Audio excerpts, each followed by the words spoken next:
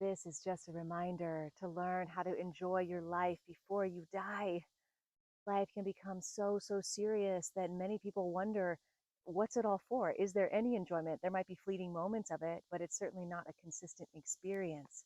And that can be so exhausting and so challenging, especially for those of us who have had that programming to really feel good when we've been really, really productive, to just take more on no matter what, whether it's at home, whether it's at work, just spin more plates, do more, never rest until life really forces us to rest. And I don't want you to get to that point.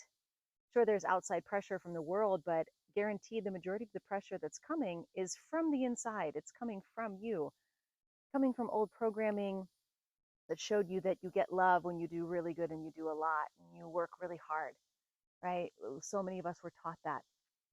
And it's so challenging because it makes for a very, very serious life. And that is really challenging on the body. It's really challenging on the health and on relationships. And so, this one tool I use with my clients to help give them some space and to really give themselves permission to follow what it is that their body wants to do. If they want to just take a weekend to relax and enjoy, to just do that without that internal, the constant internal tape of, I shouldn't be resting right now. I really should be doing more. And so I have them take the 30,000-foot view. I have them close their eyes and I have them picture themselves in their life doing all that they do for everyone, for themselves, for work, at home. And I keep them up high, witnessing this person working so hard, right? Doing their best at every possible thing they can, never taking a rest, never taking a moment.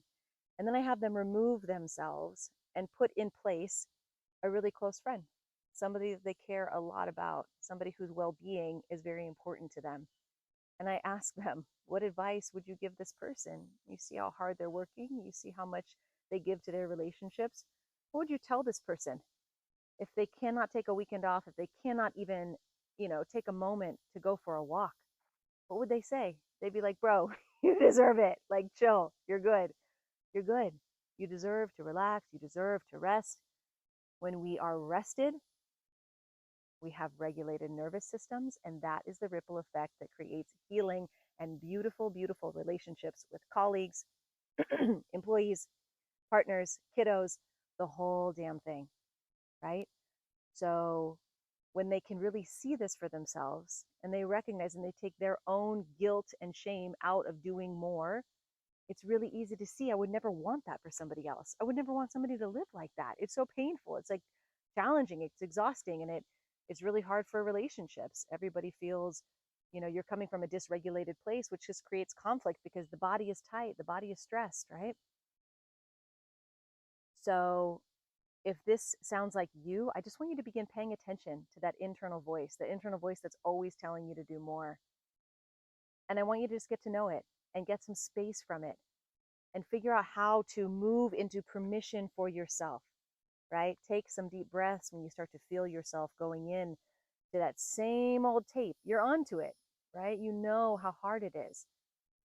So pause and take some breaths and say to yourself what you would say to your really good friend who you want to thrive. If that really good friend is worth your advice and that what you want for them, then you are too. So what would you say to yourself if you were coaching yourself, if you were giving yourself advice? What would you say? And say that, and then follow your intuition and do what it is your body and your soul and your heart is calling you to do. And that might be a whole lot of absolutely nothing. It might be nothing. So let yourself do nothing if that is what your system is calling for. And just remember that there is no end to the doing. There's no end. Have you ever gotten to the end? Have you ever just like done enough that it was enough and there wasn't more to do the next day? Absolutely not. It's never ending. So it's inside, it's internal. Work with your internal dialogue to help yourself rest and get some space and come at life with spaciousness, openness, presence, instead of just grinding all the time, right? And see how it changes. See how it changes you, your emotions, your happiness, and your relationships. Okay? Let me know. Mwah.